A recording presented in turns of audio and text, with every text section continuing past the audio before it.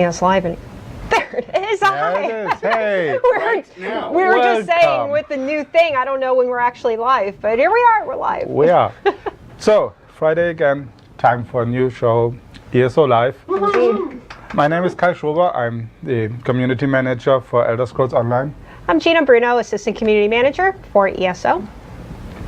Let's see what we have in store. We should read the overview real quick. Yes. So first, we are going to do an official news recap from the past couple weeks. We have the Ask Us Anything, where we answer your questions from the forums. After that, we're going to go through the fan creation showcase. We have the segment Live at Source with system designer Mandy Parker. After that, we will kind of go over some of the upcoming ESO community events. And then we go into a new segment where we meet the quest givers with Zone League Greg Roth. And then another new segment, we're going to find the black cat. Yeah, it's Friday. It is Friday, the 13th. Find the black cat. See what we did there? So that's a good segue into finding the black cat.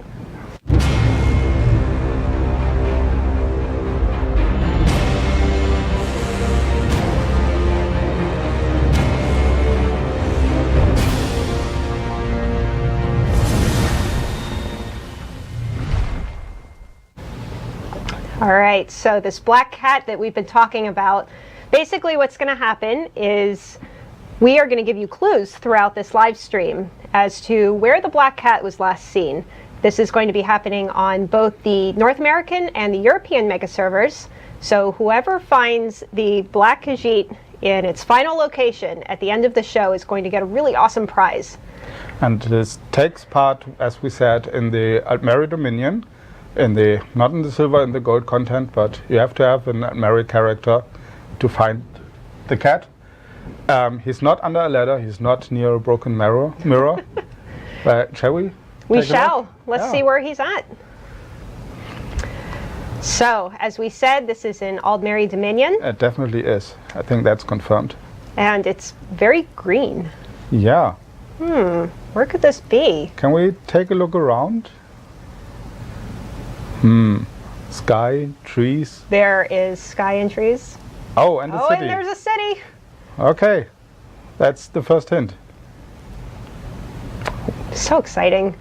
So again, we will be kind of giving you clues throughout the show as to where this cat is and where he's moving, progressing, and then there will be a final location at the end. So with that, we should get on to our next segment, which is the news recap.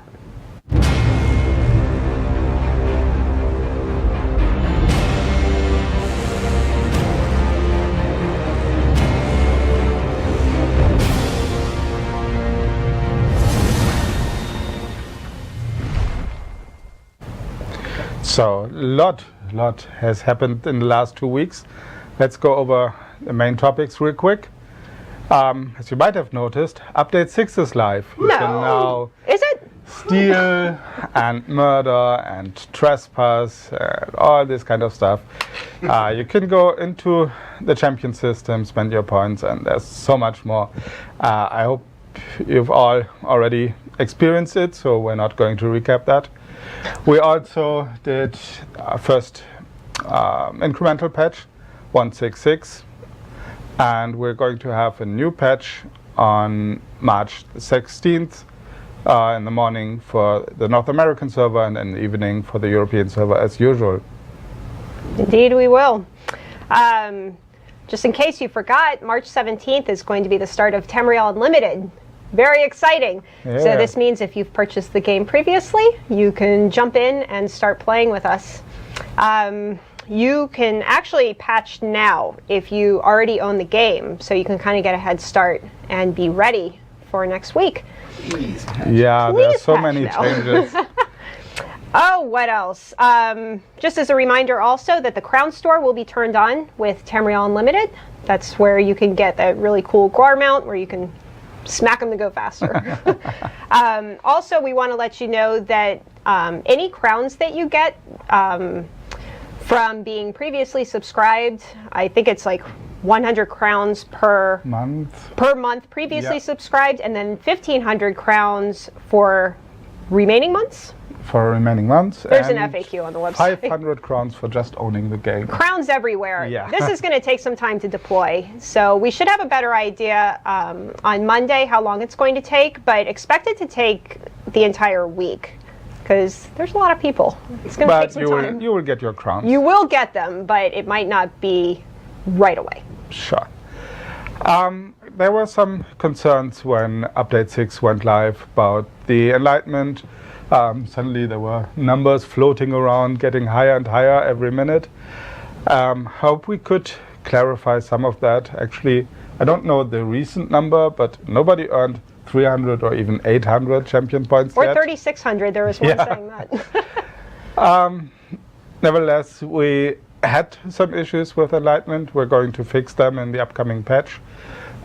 We're also looking into different ways or better ways to earn experience, for example, in trials, in PvP, or in the dungeons, to address some of your concerns how to earn experience and get more champion points.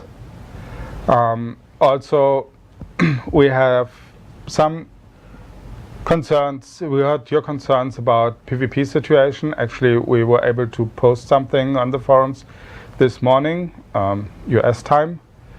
We are aware that there's some issues. We're trying to address them, and we're looking into ways how to split the server load when several hundred of people are coming into one area and fight each other.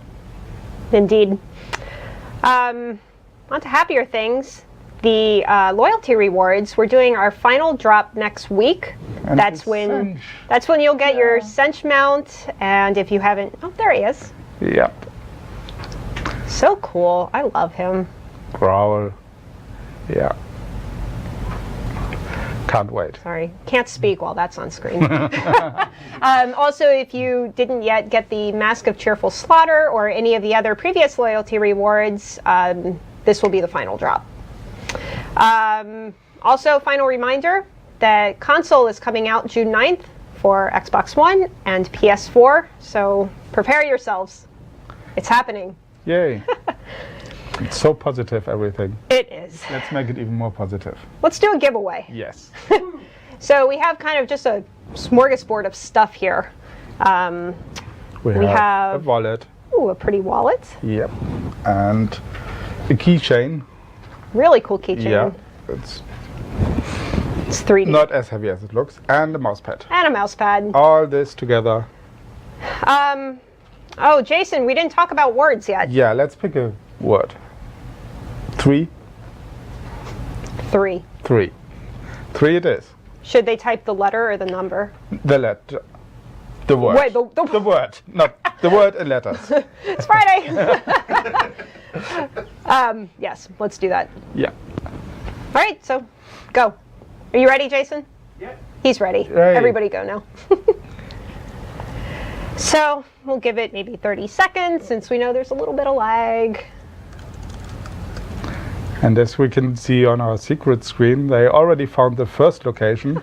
I think it's time for Jason to get away. All right, so 10 more seconds. Do you want to tell everyone what you're doing this weekend?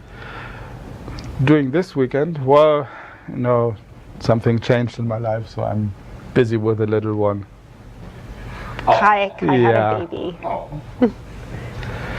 All right. That's my weekend. That's my life now. Yeah. No, I love her dearly. My weekend belongs to my fur kids. So so exciting. I know. We leave it dogs. Yeah. Yes, not fuzzy children. Okay, so the winner of these 3 marvelous items is Messy Garbage. Is that the winner, Jason, or are you calling me Messy Garbage? It's the Let's winner. hope it's he a winner. says. Well, congratulations. Congratulations. Jason will be in touch with you on Twitch chat, so keep an eye out and we'll ship those out to you early next week. Okay, Okay, what are we doing next? let's move on.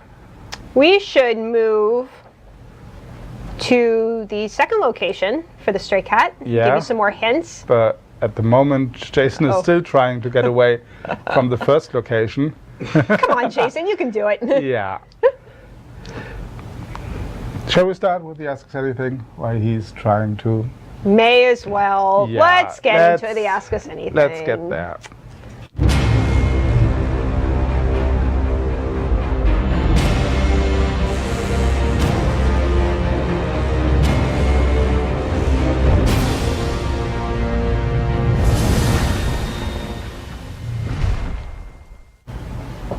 And we're back. So, once again, we've gathered questions, your questions on the forums. We've forwarded them to our developers and they answered them. Yep. Let's get started. I'm going to grab my pad because I did not learn them by heart. So you didn't memorize all this? Come on. The first question we're going to answer is from Maverick 827. Oh, that's an important difference. I do that all the time. Why were the non-revealing male Redguard armors changed with 1.6? They were not revealing in any way. Redguard heavy armor legs are now less protective than they were before because they are leather and no longer plate. That's really important. Concerned with your security? The answer is changing the plate on the thigh to reinforced leather rather than metal is a small element in the overall design, which now has much better details, improving mapping and cleaner texture projections, but the intent is that the Redguard utilizes a mix of both metal and leather in their heavy armor, resulting in an, I should have read this more often before, resulting in an overall lighter look. Historically, the Redguards are sword masters, and we imagine them being more agile looking and not fully encased in metal from head to toe like a medieval knight. It is possible that there are metal plates sewn into the leg piece for added protection. See? Good answer. Long answer. You thought that one was long. This one's even longer. So this question is from Elf from Space, asking, could we see the return of the original Redguard and Orc armor styles? They were beloved by players, and not having them at all is a real shame. Well, Elf from Space, unfortunately, we do not have plans to revert to the old armor styles. With all of the updates to the game that we did in Update 6, as well as preparing for console launch, we really wanted to take the opportunity to update some of the very first armor sets that we did for the game. We simply felt that the texture details and the execution of the assets really wasn't up to the quality level of work that we did later on in the game. The only asset that we changed to really address the revealing armor issue was, well, the boob window, as everybody calls it. That was found on the Orc female heavy armor. This was actually supposed to be fixed prior to launch, but just didn't get around to it. The female Redguard armor changed because we no longer created custom female torsos for armor sets. Rather, we typically use the male torso piece to fit the female with some anatomical changes where they were necessary. I'm only halfway through, by the way. When we updated the Redguard armors, the overall look changed, and we actually lost some of the halter top pieces. No offense was really intended, and we recognize that this kind of disappointed some of you. We aren't really planning on changing any additional armors that exist in the game, but we are discussing options for new clothing designs, maybe like halter tops, that can be added to clothing styles that you can find in the game, and also looking into some fashionable options for the Crown Store. We have been following the discussion about all of these changes, and we are going to use that as feedback to kind of inform other decisions about armor and clothing styles moving forward. Now, that was a long answer. Okay, while we are catching our breaths and to give you some time to digest that, shall we look where the cat is now? I know he is where he is. Let's have a look. He's ready to fight. That looks like a shrine to me. And a sky shard. And indeed. He is somewhere at the coast. Seems like he's been heading north. Yep, yeah, he definitely north. I know that place. I've done quests there. Yep. Fight all the ghosts. There are some quests there. Anyway, more questions. This one comes from Reimer, and we have so much to read today. All the Elder Scrolls games since Daggerfall had a great amount of diversity in architectural styles, even within one nation. For example, Daggerfall and Vayrest had some differences in the architecture, especially noticeable while looking at the palaces. I'm not speaking about Morrowind, where every Dunmer Great House had its own individual manner of building, and even in the Elder Scrolls 4, each major city had its own architectural style. Is there even a small possibility that the existing locations in Elder Scrolls Online would be reworked to reflect individuality of the major cities, allowing us to see the differences between Colovians and Nibelungs, Hlalu and Tredoran, the Crowns and the Forebears in their architecture? Will we ever experience the difference in the housing styles of different Skyrim holds? I understand that it requires a great amount of work, but I still hope to see that in-game. So, well, actually, we do have Nibelungs architecture set that is completely different from the Colovial one, but we do understand the point. Well, the problem is that this game is just huge, and it represents multiple cultural areas, more than any other single-player game of the Elder Scrolls Online, the Elder Scrolls series. So every race has a set of architecture, of props, of biome, its surroundings, and so on, just to support the culture. And as much as we would like to make every city with unique architecture, it's not doable within the budget and the time that we have. There are currently also no plans to go back and to revise existing cities. However, as we build new areas, for example Orsinium, that's coming up soon, we are creating new architecture sets. The art team has already designed and modeled full architecture sets for other areas that we are going to be announcing soon. TBD.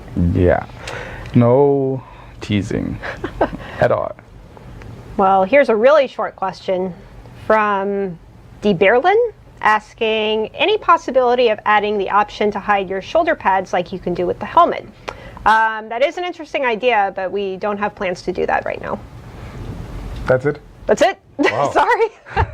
Okay, here comes from M12D12 at _ESO.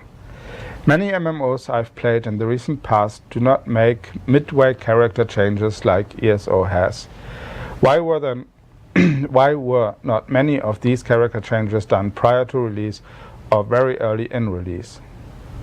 Well, you might not believe this, but nerfing abilities is not our favorite waste of time.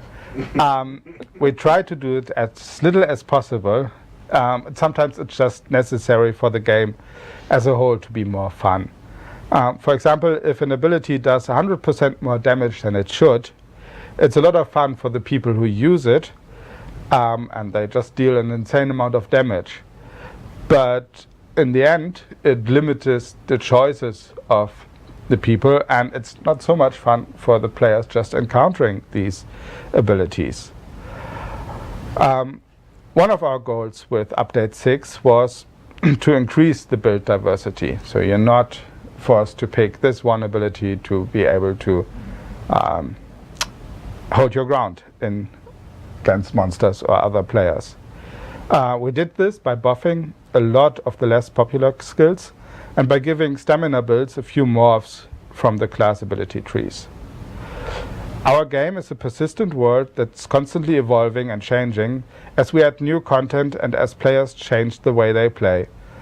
Our goal going forward remains to make nerfs as small and as painless as possible, while buffing less powerful abilities at the same time. Good answer, Kai. Yeah. All right, this is from David Hayproob, 18 _ ESO. You like that one? Hayproob? Yeah, I'm trying to figure it out. He was asking, on ESO Live a week and a half ago, Eric Roble said the global cooldown on the Templar focus charge was a bug and that it would be entirely removed. Is this no longer the case? Because the patch notes say that the global cooldown has only been slightly reduced.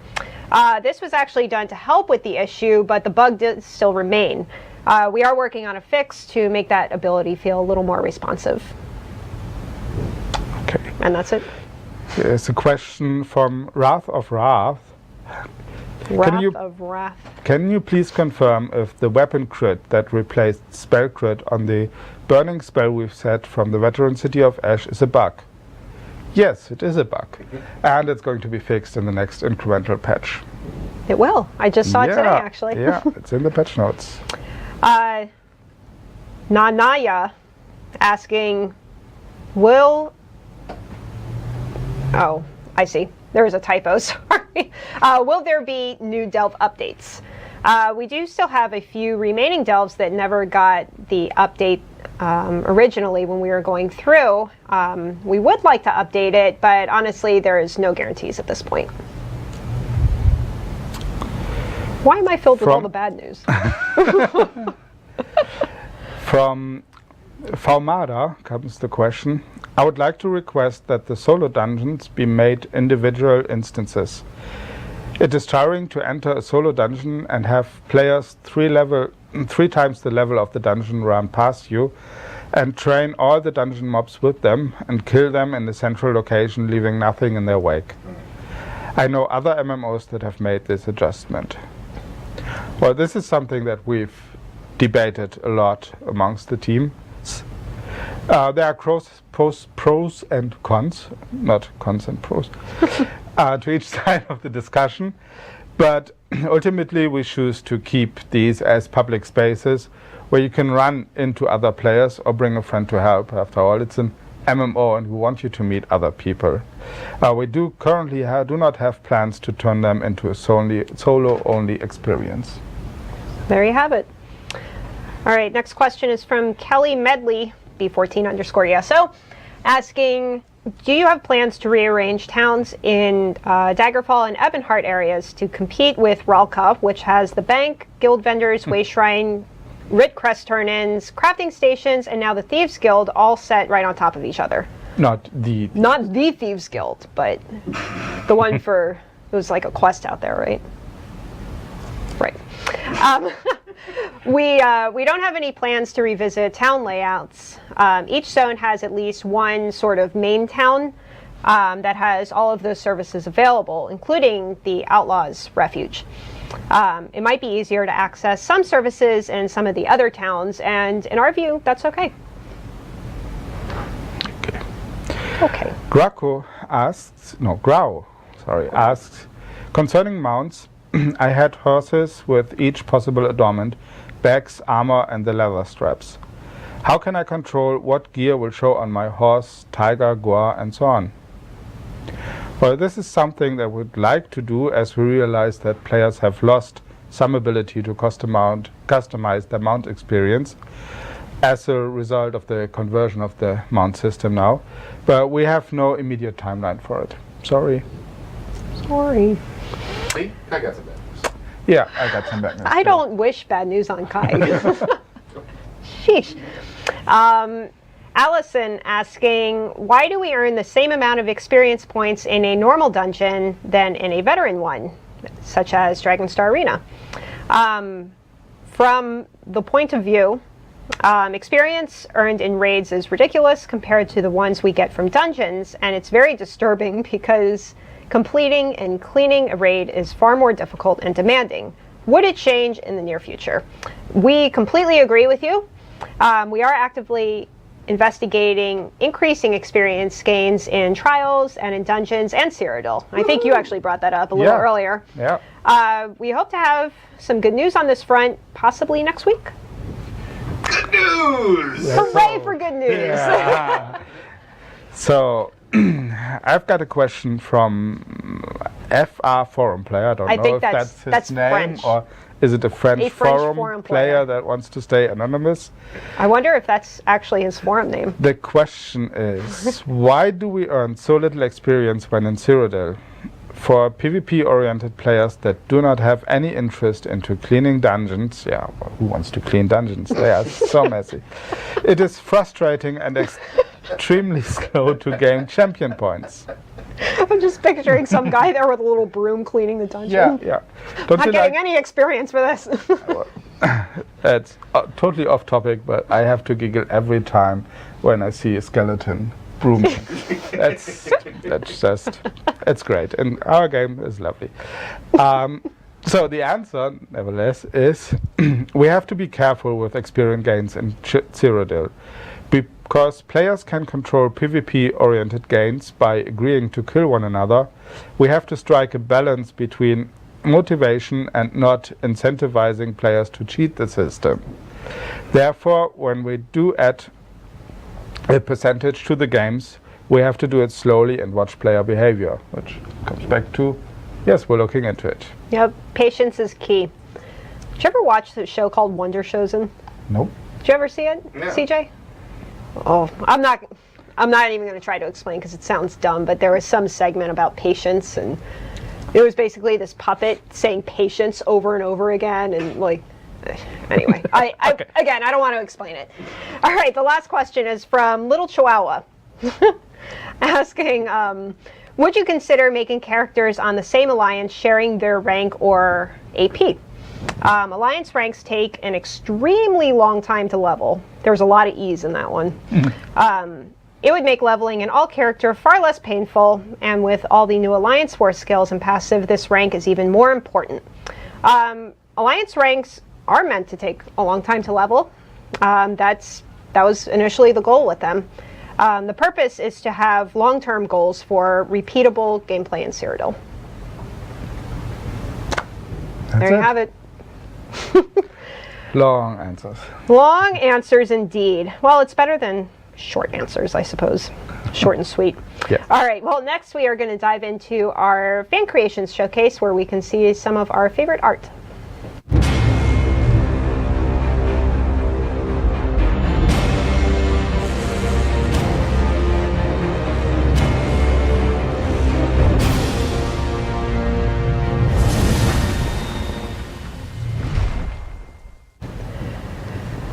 And we're back, We're just back. like that. So, let's dive in and look at some of our awesome arts Take a from look the at past the couple weeks. first one. This is, do you say Teso? The Altmer can. from the cinematic trailer. It's done by Amazing Rogue. You can find it on DeviantArt. This is amazing. It looks great, and what we heard about this piece of art is that she loved the cinematic trailer so much and she just wanted to make the costume. It was her first experience creating armor, and she made this costume to wear it at conventions. It looks really good, and aside from Yeah. it looking really good, the photography and everything is awesome. It is. Good job, Amazing Rogue. It is indeed amazing. Wow. I know, that's my go-to. All right, this one is Anchor is Up. Should I really try this? Yes. Yeah, you have to. Nom nom nom on DeviantArt.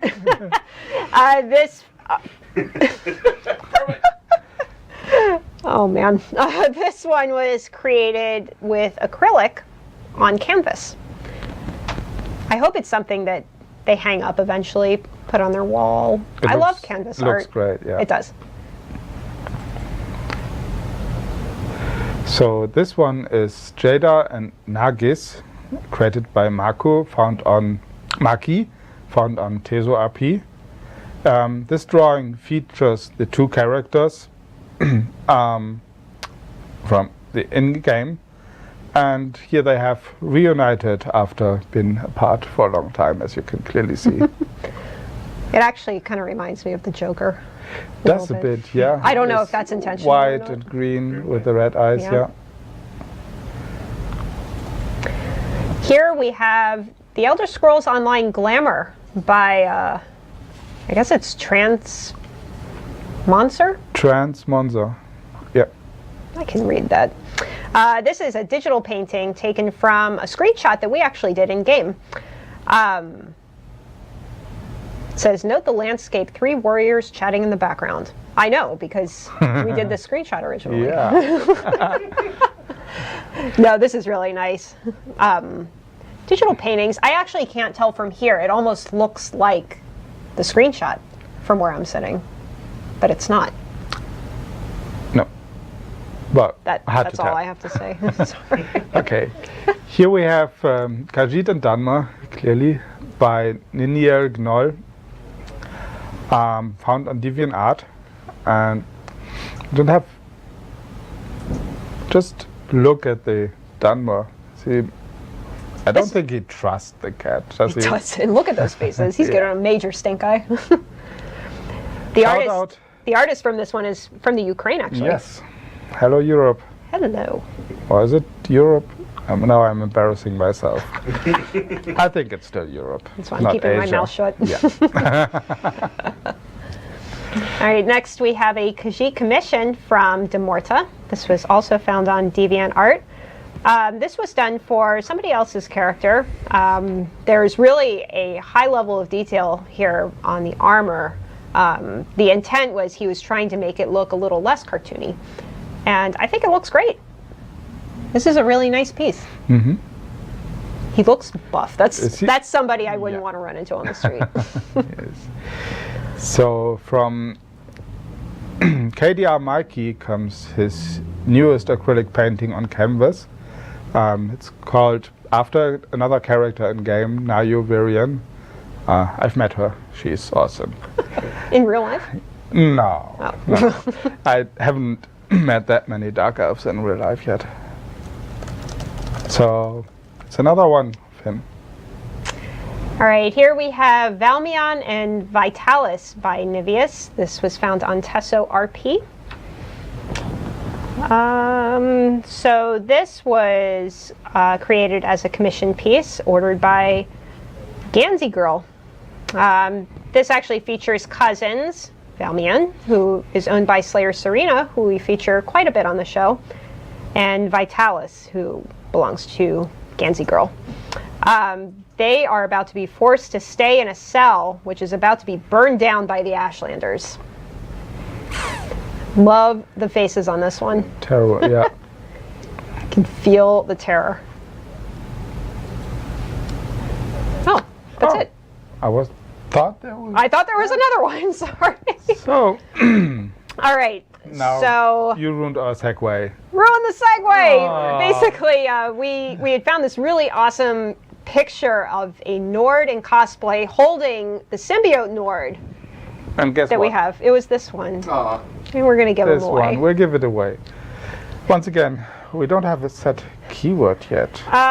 Let's go with red because, Because he's wearing red face red. paint and red on the box. It matches my shirt, too. Evan Hart. Evan Hart everywhere. Look at that. See? Nice. So type in red in chat, and you will be the winner of this amazing little figure Yeah. who comes with an in-game pet. And we're Am I gonna found. get one of those? If you ask nicely, Really? maybe I'll think about it. Really? Hurry and No. type red and chat and we'll Yeah, go type in chat. Quick. disqualify you because sorry, you can't participate. My dad told me once that he was in chat trying to win, and I told him, I'm like, I'm pretty sure you're not allowed to. But thank you for watching. Yeah. Okay, we'll give it a few more seconds and then pull out a winner. And then, oh, come on. Look who the winner is. Oh, really? Oh. Okay. It's Deltia. Well, Congratulations. congratulations. Never. We never do. No. Congratulations, Deltia. Delta, you better give that away on your channel, dude. No pressure. Well, As Jason will be in usual. touch with you Jason will be in touch, right? on Twitch chat. I like when he sent the winner, he goes, Deltia, LOL. Yeah. That's funny. Well, let's go back to a contest that we cannot rig. The first one to find the stray cat in game is going to win something. In the final Even location. better, in the final location. You will have to say a keyword that we're going to tell you in the next segment, actually when we show the final location. But it's time to give you the next hint. And Oh, he's busy. yeah, he's training to get away. Yeah. Where are we now? Well, he's A clearly town. left the coast. Yeah, he's no longer at the coast. It's a town. It's a very empty town. Seems really empty there. Are there any NPCs? There are some petrified ones in the background. What could it mean? Yeah. Another quest. Okay, That's all you get. that's all you get. But maybe you see the direction in which he's heading. He's Maybe. traveling in a specific direction. Hint, hint. All right, well, next up, we're going to move into our Life at ZOS segment.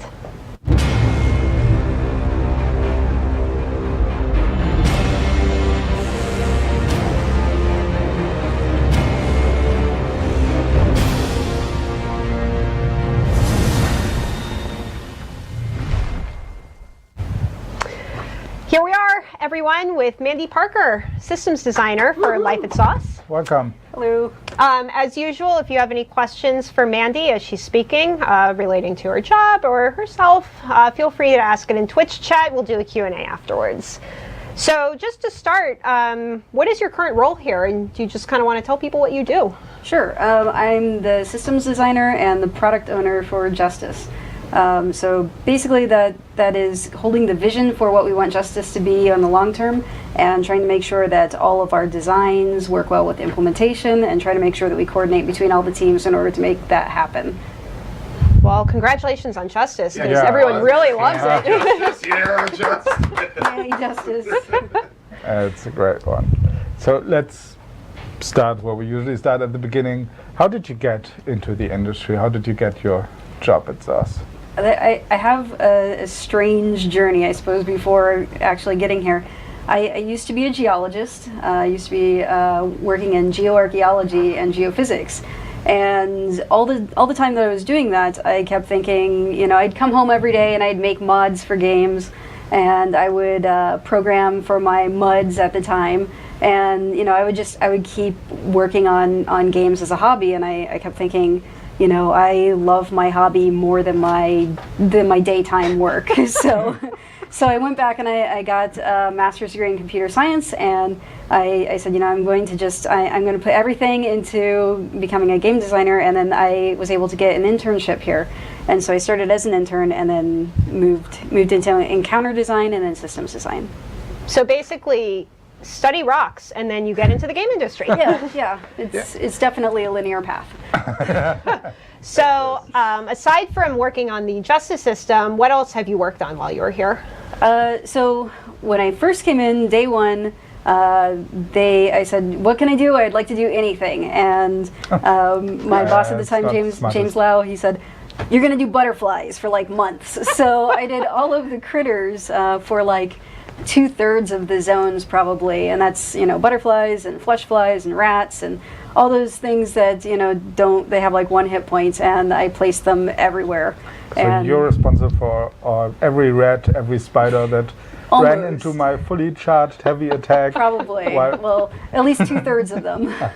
And then at that point, I went and I did all of the treasure chests in the game. So, like, I think 90% of them, Sydney Wolfram did the ones for Craglorn. But aside from Craglorn, I did probably every other chest in the game. Awesome. And so that was like my internship. And then I went into encounter design, which was, you know, all the combat encounters that you would find in, you know, the objectives of Reaper's March and Ordon and Alakir, Bankerai, Main Quest, Fighters Guild, Mages Guild, a couple other places, with other people, of course. So, but yeah, that was encounter design, and then I went to systems, and I've been doing Justice for a year now. So, yeah, Busy. yeah. Can you tell us a little bit about your work on Justice? How did you approach that? So, about almost exactly a year ago, I talked to the systems designer about just some ideas that I had for killing regular people in the world, because I had been doing mostly hostile encounters everywhere in the world, and I thought, you know, after going into the wilderness and killing things, coming back into town, it just seemed a little too peaceful for me. So, so I talked to him about, well, is there, have we thought about, maybe making some of them killable like we are in the other games? And he said, that's actually something that we were considering, and he kind of pulled me into a couple of discussions. And from there, I told him about my work with wilderness, encounters and with treasure chests, and I talked about safe boxes, how that could work out, and then he just said, come on board, let's discuss it more. So that was kind of the on-ramping for that, I guess. That's awesome. Yeah. So what is your favorite part of the job and just working here? So it's absolutely the people. Everybody is a gamer. It's me. Yeah, it's definitely Gina. Yeah, but yeah, it's everybody. You can talk to anybody about games at all times, and everybody's interested in a conversation. And having worked in a atmosphere where most people are not gamers, that I really appreciate that. It's nice to be able to just strike up a random conversation about a game. That is true. I mean, you walk down the hallway and it's just game talk, nerd talk all the time. Yes. There's always a Magic the Gathering game in lunch in the cafeteria, and there's always people talking about games. There's everywhere. a group that plays Smash Brothers all the time at lunch. Like it's the place to be. We have our board games at lunch, like 2 days a week, I think. Oh yeah. So, yeah. Yep. And just the strange overheard conversations. Yes. Oh man, things taken out of context is funny here. In Justice, we had a thing where we socialize NPCs, which determines what their social class is. So if an NPC is a fisher, then they'll drop like fish and things like that. And we have a whole bunch of different social classes for all of our NPCs. So one of the funny things that happened was that we had to decide whether we were going to socialize corpses. And so I had to look at the pros and cons of this, and I finally sent out an email to everybody, and I said, no socializing corpses. It's kind of the weird out of context thing taken from Justice. That's awesome. Right. So probably your way is not the perfect way, but do you still have any tips how to get into the game industry? Yeah, totally. Well, and a lot of people, they might be in a different job thinking about going into, game development. And so the thing that really helped me out was when I went to my interview, I showed my interviewer, which was actually Paul, I showed him my entire portfolio of all my mods and of all my tutorials. I made a bunch of tutorials for other games where they have like creation kits and tool sets and things like that. And I just showed him everything that I had, and that was an immediate, that was demonstrable work that he really appreciated.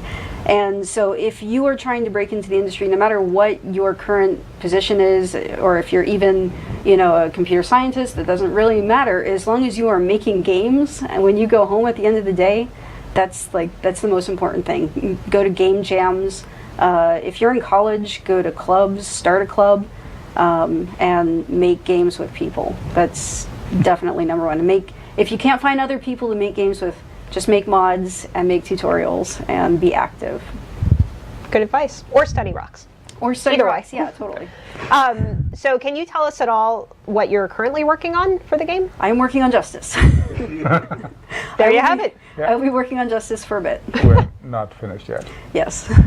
Well, does it mean future features, or we're currently also looking at how it's performing? Yes, we are looking at how people are reacting to it, what people really like about the system, what kinds of things we could change with the system to make things easier for people, or to make things more fun, or to make things more challenging. And we're mostly right now in an observation phase where we're just trying to see how people react. But yeah, we definitely have plans for Justice down the road. man, such a tease. Yeah, I know. Well, everyone loves you in chat. They all love your gloves. They love your necklace. They love your hair. Cool. Yay. Your hair scarf. I got a really long hair braid thing. So jealous, man. Like this is the longest mine's been in years. It's like a scarf in winter. It's helpful. Yeah.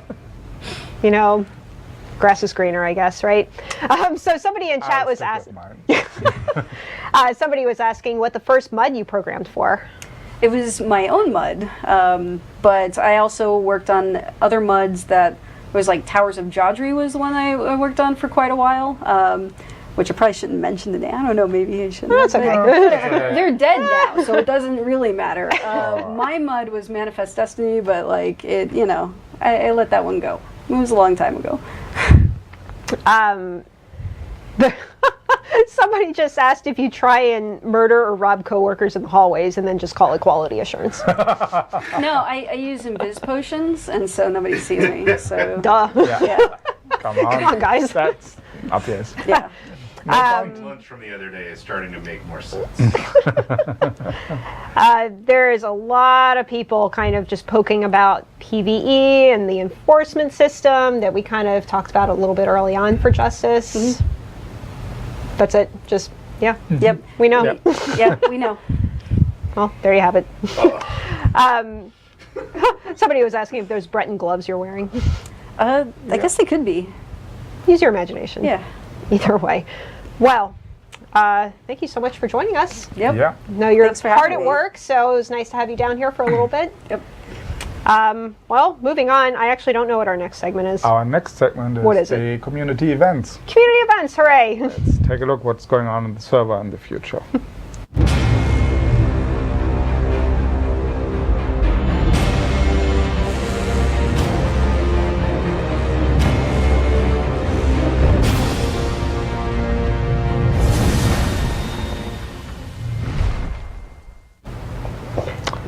So, there are a lot of events prepared by players. Let's take a look at a few of them. Let's take a look. Some selected ones.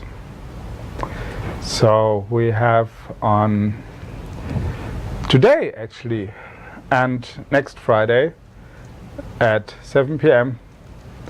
The weekly walk-in healing and where you get medicine.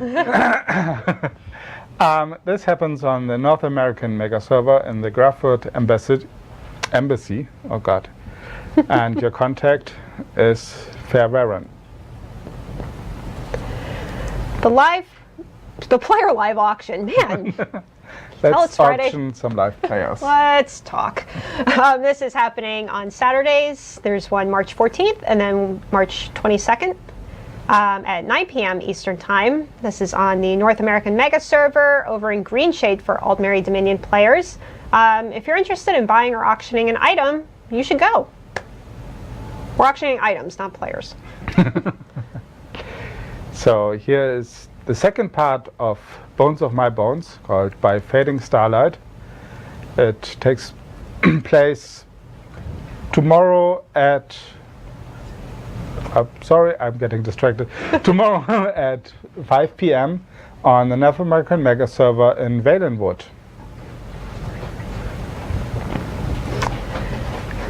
Rescue from the Lion's Maw. You should join the rescue of pack soldiers that were taken as prisoner by the Covenant. Disguises are encouraged because this is a stealthy operation. This is happening tomorrow, 1900 GMT on the North American Mega server. You should go to the castle in Evermore, Banker Eye, on the top floor. Sounds interesting. We have the Sermon of Finesta. So this is going to start on Monday at 8 p.m. Eastern Time on the North American Mega server in Greenshade. If you're interested in participating, contact Pigeons. Pigeons. Tavern Night for new or shy role players. This is great for anyone who's new to role-playing. You kind of want to see what it's about. This is a bi-weekly friendly gathering. And experienced role players are also welcome to stop by and help kind of engage some of the new ones or the shy ones. This is happening Monday, March 16th at 8 o'clock p.m. Eastern Time. You should head to Fells Run Inn on the North American Mega server. Now, something on the European Mega server. It's the Waywest Mages Guild, the Lecture Nights, where associates and scholars may go to the Wayrest Majors Guild and attend the weekly lecture series. This takes place on Wednesday, March 18th and 25th at 7 p.m. Greenwich Mean Time. I always just say GMT. Yeah. Because, you know, I'm not European. Anyway, Council of Daggers meeting. This is happening Thursdays. There's one March 19th and March 26th at 7 o'clock p.m. ET. This is the North American Mega Server, also the castle in Evermore. These guys get together every Thursday to discuss their community-wide events and activities. And if you're a member of the Daggerfall Covenant, you should go. That was it. You should go. Go. Participate. It's fun. So next up, we're going to get into another new segment of the show called Meet the Quest Givers.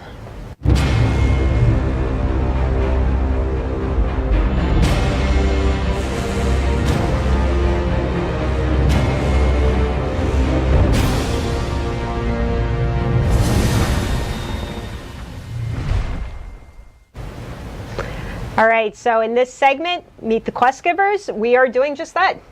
Meeting this quest giver, Yeah. Greg Roth. Everybody. Basically, we're going to take a quest and sort of just dissect it, you know, how we created it, how we decided, you know, what rewards to get, just kind of walking through the whole process. So, Greg Roth, everyone, do you want to tell everyone just real quick what your title is, what you do here? Sure. So I'm a zone lead here at ZeniMax Online Studios, and I originally started out as a content designer here just about 4 years ago now. And currently I am in the process of fixing some of the older content before the next set of patches rolls out. But my group had recently worked on the Upper Craglorn content that got released quite some time ago now, I actually. think it was update 3 or 4. Update 3 or 4, I yeah. forget. It was update 4. What's update? Well, we said 3 or 4. Yeah. We're kind of right. 3 was the die patch. That's right. Yeah. And I'm in the process of getting my team organized to work on the next chunk of content we're going to be doing, but sadly I can't talk about that, otherwise Paul will bust through that wall and choke me with one of his brightly colored Just shirts. like, oh my gosh, just like the Kool-Aid Man. So, since it's the first time we're doing this segment, let's work on the nomenclatura. There are different type of quests in the game, the main quest, the zone quest, the normal quest. Sure. So we have a number of different ways that we classify the types of quests that we do in-game. And obviously you touched on main quest stuff, which is a lot of the things I worked on when I was a content designer. And the main quest stuff is generally designed to be pursued by solo players, take you through the central story of Elder Scrolls Online, you know, getting your soul back, finding all the secret stuff about that. There are also guild quests, which follow sort of the same structure, where we generally have the player, you know, in some circumstances they can work with their friends, but they're generally doing that activity solo for storyline continuity. We have our zone story quests, which are, for example, like all the stuff that takes you through the zone of Glenumbra, and then eventually through the entirety of the Daggerfall Alliance, and mirrored, of course, throughout the other 2 alliances. And then there are the incidentals, which we have the different objectives, all the towns and stuff that you find out in the middle of the wilderness, the quests that you find in delves, and all the little various sundries that are associated with that. Okay. Right on. And today we're looking at one of the zone quests you did. We'll be working on one of the central quests for the city of Daggerfall and the Daggerfall Alliance. Actually, one of the first pieces of content I worked on when I came to ZOS, and it's got a lot of memories, both pleasant and painful. Okay, let's take a look. Actually, Jason is in game. He's at the start point. That's not a typical quest giver, is it? No, not at all. One of the things that Paul Sage, who was in charge of the department at that point, challenged me to do was to find a way to deliver a quest that was not some guy going, "Oh no, I have this terrible problem. Please help me with it." So we worked pretty hard to figure out a way to make it not only different but not ridiculous, because it's easy to make those kinds of situations ridiculous. So we ended up figuring out that we would have this dog that would run up to you, and the dog would be barking at you, and you'd be following you around, and You go up to the dog finally, and the dog's got a pin over its head, so that might kind of tip you off that it's got something going on. But you get the dog to be like, take you to the spot and eventually wrap you in this whole snowball of events that takes you through the city of Daggerfall, and which kickstarts everything else that goes on in the zone of Glenumbra. So.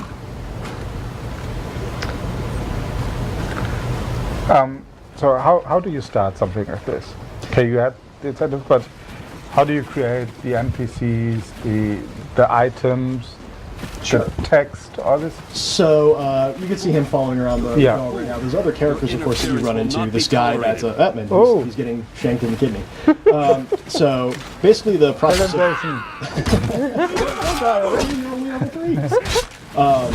So basically the process starts off where you get assigned an area to do, and you have a little bit of say on what kind of content you want to work on. And you meet with the different representatives from animation, FX guys, fiction developers, fiction writers, and you get the general idea for what's going to be going on in the series of quests that you're set to work on.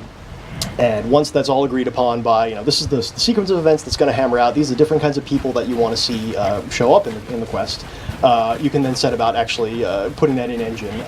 And it's more important to fill out your documentation as what I'm looking for. Completely, I suppose, as possible, so that if you get pulled off to work on something else, somebody can come in behind you and pick up where you left off and know exactly what it is that you want to do. But having all the different characters plotted out is super important, as you can imagine. Even if the information that you come up with about the individual NPCs doesn't always make it into the game, it's good to know who they are, what they do for a living, what sort of background they have, what they feel about the other people that you deal with on the quest. So that you can characterize them properly, and you do a little bit of your own dialogue writing as a content designer, and the fiction writers will come in and clean that up and say, no, this is not the way this should sound, and they fix that up for you. But coming up with those characters is one of the major challenges that you have as a content designer, because you want to have your content make sense, and you want to have the people in it be believable. And you get a lot of your inspiration for making those characters, not necessarily by reading other fantasy media either. I mean, when I was building this quest, I was actually watching a lot of James Bond movies, so I was big into the whole spies with code words and stuff like that. So it inspired a lot of what you're seeing in the gameplay that Jason's going through right now. To kind of help make the quest a little bit different than what you normally experience, where it's go to a place and punch 10 goblins in the face. And, no, we don't want to do that. Yeah, we try not to. So, how do you determine rewards for quests, like gold or XP, achievements? So, achievements, we usually try to keep it so that the achievements are. There's some parity between the number that you would get throughout the different alliances, because not everybody's going to run through the veteran content to do gold and silver difficulty zones. So we generally keep those minimized to completing major story moments, or like when you're in Stros Makai, you collect all of the members of the crew. You get an achievement for doing all of the content, basically.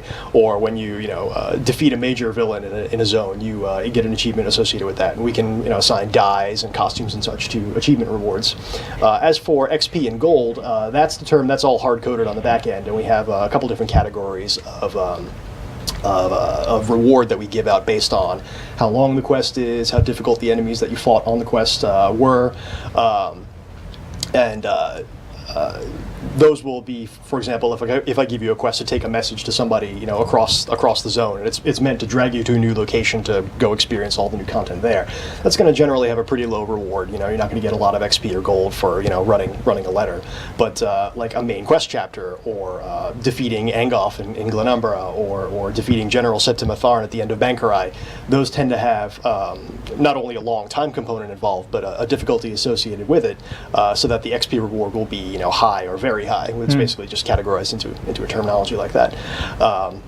As for item rewards, we try to give those out with some regularity as well, and we work with the itemization guys to make sure that we're not giving out all heavy armor throughout a course of a zone. So people who want to play a light armor or medium armor character are like, well, where's my cookie? Why aren't I getting anything? And for example, like on the quest that Jason was running through, when you finish that storyline in Daggerfall, you get a greatsword that has flavor text associated with it, a gift from King Casimir for saving his life. Spoilers. Sorry, Yeah, everybody. I think we can spoil it. Yeah, it's been a year. I think Yeah. we could spoil that one. Statute of Did you limitations hear? is up. A stranger saved Kid Casimir's life. Yeah. Yeah, I did hear many times. Yeah, I apologize for that one. That was my fault. You can blame me for the repetitive guys there. So yeah, but we have to deal a lot with the other departments to make sure that we're not giving away, silly things, like don't give away, ridiculous hats or anything like that at the end of quests. So those guys have to actually build those items for us, and then we plug them into the ends of the quest defs that we have. Sometimes we'll do like the really special rewards. Like I know one of the popular costumes that players like to get their hands on is the skeleton outfit that you get from the quest in Shadowfen. And we generally have like one thing like that per zone, so that players aren't incentivized to like, oh, you want all the cool things, just do this one zone, and then you can go do whatever the heck you want. So we try to intersperse those like one in a zone or so, so players get access to like the cool little trinket. But we don't want to totally bury the player with those kinds of things, because inventory space is a premium, obviously. Sure. And we don't want to completely overwhelm them with toys, essentially. We don't want to know.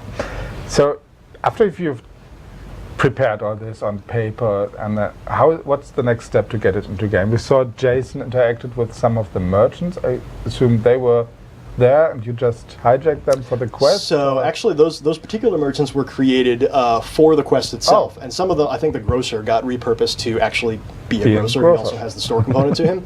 But generally when you make a quest, you create all the NPCs you need for yourself, and if they happen to overlap with other roles that are present in the settlement or the cave or whatever it is that they're in, you might be able to co-opt them and utilize them that way. So you came up with their appearance, what they're wearing. Yeah, we generally create in our head what we think they look like, and someone will come back in and double check. There's always a lot of double check and sort of I'm looking for. I guess QA checking, quality checking, to make sure that what we do makes sense, looks right for the area. We're not dressing people in colorful striped pants when they're in the middle of a war zone. But we create all those characters. We put on a placeholder for all their dialogue, and then the fiction guys come in and they clean that up for us. We do everything from start to finish. We do it in our engine. I mean, I could go on for hours about how our tech works, but Sure. that's not really within the scope of this, I think. Special effects, voiceovers. Yeah. Yeah, we have to create all the. We have like different table files, defs that basically we. Plug all those into where we need them to be, and then everyone else comes in and puts in the actual particle effects that are associated with it, for example. So specifically for this quest that we showed, what was sort of your favorite moment or your most memorable moment when creating it? So there are challenges to putting a dog that leads you on a trail in our game. And I remember, I was still pretty green with our tools when I was building this quest a long time ago now, like 4 years ago. And one of the things that we kept running into that is just really memorable is the dog would just get into the damnedest spots. Like I would get QA guys pinging me, be like, the dog followed me onto a roof. I'm like, how did he do that? So I would spend hours trying to debug this stuff, and it ended up being a pretty simple thing, as it's usually wont to be. But having the dog, which actually had a different name back then, having Giblets be such a pain in the butt to me as a designer, taught me a lot about the tools, and ended up making him more memorable for me probably than it is for a lot of people. But yeah, it was a fun experience working on that. Taught me a lot. I can imagine. Yeah. So the dog just ran off when the assassin attacked. What happens to him? So for people who stick around in like the castle and come back to Daggerfall later on, or continue on the content later throughout the zone, they'll find that Giblets actually persists in the world as he's the royal guard dog. Essentially, he gets rewarded by the king, and he gets to stay in the castle. He doesn't just kick him out on the curb. It's terrible. It's animal cruelty. And if you continue on through the rest of the zone, he actually ends up following the knights that are sent to find you at Cathmadrad, and you find him like waiting in the war camp. The dog followed as soon as he heard that you'd be here. So he's taken care of. That's good. The dog's taken well care of. So before we get into the Q&A, if we have some questions for Greg, type them in chat. But since this is a new segment, we started it with picking one of our own quests. If you would like to see one of your favorite quests in this segment in the future show, just let us know and we'll see if we can take that one apart. Absolutely. Yeah. Do we have questions? Let's see. One player was asking, well, saying that the bosses in general drop really low gold. Is there any reason for that? He says when you kill a badass boss, you want a badass reward for it, but he only gets like 10 gold from a good fight. The systems guys would be able to speak to that a little more than I can, but I can certainly tell you that we do want to incentivize the player to do the quests associated with killing said boss and getting the rewards in that sort of way, as opposed to just having a boss, drop a pittance of gold where we could make him drop a cool item or something along those lines. So gold isn't always necessarily our means of rewarding a player for defeating an opponent. But again, the systems guys would know a lot more about that than I would. Somebody was asking if they can have more silly hats. I actually don't know if they're talking about in-game or right now. I mean, because I've seen you wearing some pretty silly hats around the office. That horse mask was only one time. Okay, that was like 5 times. It was like all the time. Yeah. Okay. You call me on that one. Wise. Let's see. The only questions I'm seeing is bugs that does not pertain to you at all. Sorry, I mean, unless you want to try. Might know about the particular problem, but... All right, so here's one. Group quests like escorts or something like that would need 4 players. Are planning? I guess they're asking if we're planning to do escort quests or something that needs multiple players in order to complete. So escorts are a little tricky, and it's really easy to do an escort quest wrong and have it just be frustrating. And certainly one of the problems I had with many games that I've played is I got a guy I'm supposed to bring to a safe location. The first thing he does is he runs and he goes and tries to punch the dragon in the face or something like that. What are you doing? So it's really hard to get that wrong. It's certainly within our capabilities to make group escort quests like that, and who knows, you probably see something like that in the future. I don't know what they're doing for the other zones that are being worked on right now, but you may see something like that come down the pipe. Somebody just asked if you're Swedish. Am I Swedish? Yes. No, I'm not. I'm not Swedish. Well, there you have it. Do I sound Rumor confirmed. Swedish, or? They said you look Swedish. I look Swedish. Interesting. I've never heard that one before. Well, there you go. Well, yes. Well, I guess with that, that's a good way to wrap up. Okay, thank you for being here. Absolutely. Glad to join you. Can we get more quests to save naked Nords in distress? Is Paul around? Maybe. This is awesome. All right, Greg. Well, thanks again for coming down and kind of explaining everything for us. As Kai said, if you have a specific quest that you'd kind of like to get the inside scoop on, let us know. Otherwise, we're just going to pick one. So there you have it. Yeah. That's a threat. All right. Okay. Well, Let's see if you found our poor cat. Poor cat got lost in the wilderness. It's at his final destination now. final location. Alone in the night. So what is the word that people have to type into chat? I think we said it's going to be Friday Fun Day. Yeah. So if you find our Black Khajiit, type, well, /say Friday Fun Day. Yeah, you have to say it to him directly. It does not count if you say it in zone chat. And the first player, either on North America or European Mega Server, is going to win. Yeah, he's winning something. And Kai, tell him what they're going to win. Special. I'm not on stage, but you're going to win the Hero's Guide to the Elder Scrolls Online. This big, it's not just one book, it's a series of so many books.